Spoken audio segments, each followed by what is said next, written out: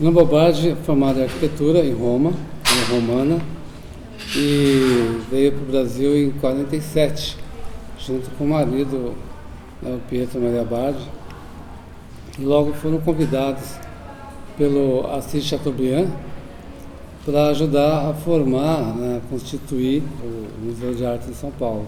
Na verdade, iria ser inaugurado ainda, né, em 47. A Lina, ela, como dizia, né, o saudoso Sérgio Rodrigues, ela foi apaixonada, né, absurdamente apaixonada pelo Brasil, e, segundo ele, foi quem vestiu a camisa brasileira mais do que ninguém. Então ela chegou de Roma, né, da Itália, a Europa destruída pela guerra. Eles vieram primeiro para o Rio de Janeiro e depois vieram para São Paulo.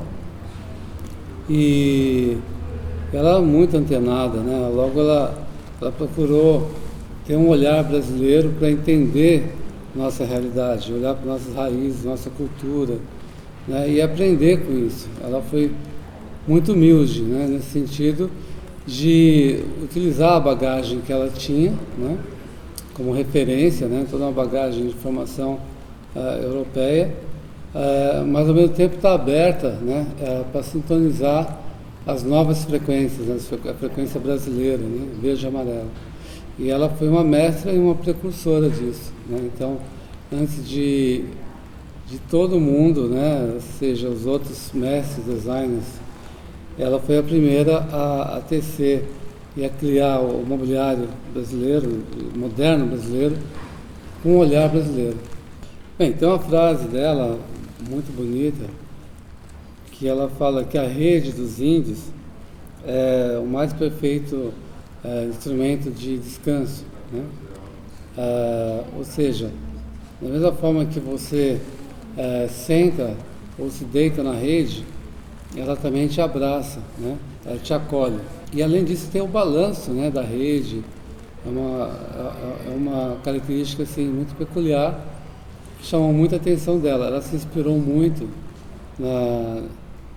nisso que ela viu, né, da rede, das qualidades e do significado dela, né, para se inspirar e desenhar os móveis que ela desenhou e que foram pioneiros, né?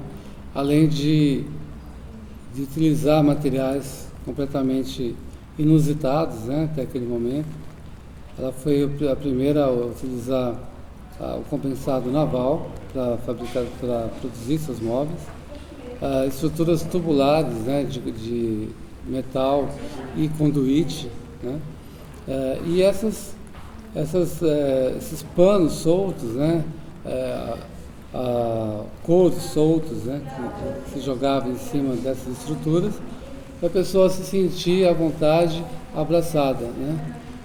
Porque a Lina tem outra frase interessante, ela prefere a liberdade do que a beleza, né? Ela falava, sempre preferia a liberdade do que a beleza. Então, o que interessava para ela é fazer com que as pessoas se sentissem livres para ter um convívio, né? Para terem uma interatividade, ou seja, é uma posição muito humanista da parte dela, né?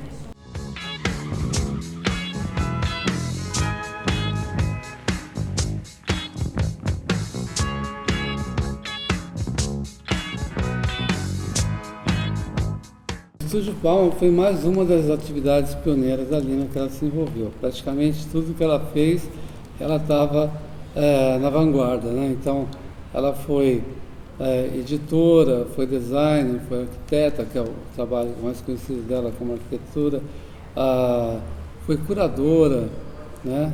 Então, além de outras atividades. E sempre com muito pioneirismo. Ela e o Bardi criaram, entre outras pessoas, o IAC, que foi o primeiro instituto, primeira escola de design industrial do Brasil, no Museu de Arte de São Paulo. E o Estúdio Palma pode ser considerado o primeiro escritório de design de interiores brasileiro também. Durou 2 anos, foi de 48 até começo de 50, né? E ela desenvolveu todo um catálogo de imobiliário para oferecer para os clientes que estivessem interessados em imobiliar suas casas, escritórios, né?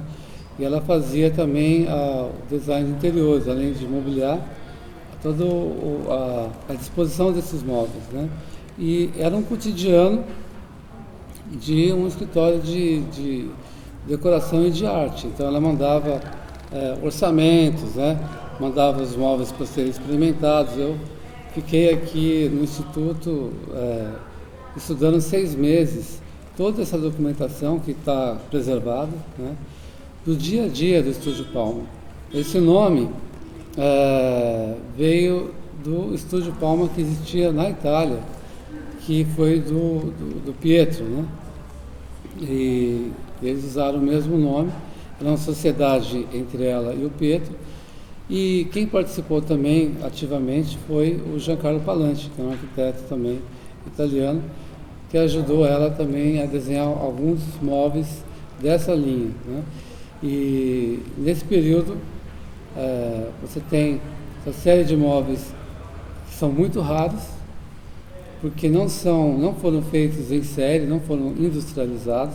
Apesar dela lançar os parâmetros para a industrialização, ela não industrializou. Esses parâmetros foram depois utilizados por outros designers, como Zanini Caldas, Geraldo de Barros, Jorge Zalzupin, né? Mas ela propriamente dita, ela não industrializou. Então são peças muitas vezes únicas que temos aqui reunidas nessa exposição. Uma mostra muito feliz, e ele selecionou obras, 80% dessa mostra nunca saiu do ateliê do artista, então nunca foi vista. O Amilcar, quando faleceu, deixou um acervo imenso.